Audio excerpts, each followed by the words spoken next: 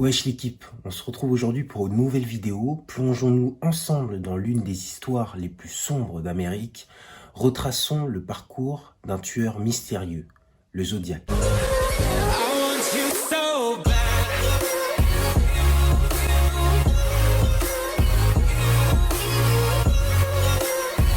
Le 20 décembre 1968, David Faraday et Betty Lou, après un concert de Noël, se rendent dans un lieu isolé bien connu des amoureux de la région, à proximité du lac Herman. Ils passent leur soirée tous les deux, personne n'est avec eux, tout se passe bien, jusqu'à ce que dans leur véhicule, ils voient arriver une voiture qui se gare juste derrière eux. Pensant d'abord à un contrôle de routine, David Faraday commence à sortir ses papiers. L'homme descend de la voiture, se rapproche à la hauteur de Betty Lou et lui assène 2 balles dans la tête, puis assassine David Faraday. C'est à ce moment-là que naît la légende d'un tueur en série qui se fera appeler le tueur du Zodiac. Le 4 juillet 1969, le tueur du Zodiac commet son second double meurtre. Il assassine froidement Michael et Elizabeth Ferrin. C'est du moins ce qu'il croyait, car Michael a survécu. Après le rétablissement de Michael, les enquêteurs souhaitent avoir plus d'informations sur ce fameux tueur du Zodiac. Alors, ils demandent à Michael de créer un portrait robot. Il serait brun, porterait des lunettes et serait assez grand de taille. Un homme fut identifié comme étant le tueur du Zodiac. Cet homme, c'est Arthur Legg Allen. Mais cet homme décède et nous n'aurons jamais la certitude que c'était bel et bien le tueur du Zodiac. Le tueur du Zodiac défraie la chronique et devient donc l'ennemi public numéro 1.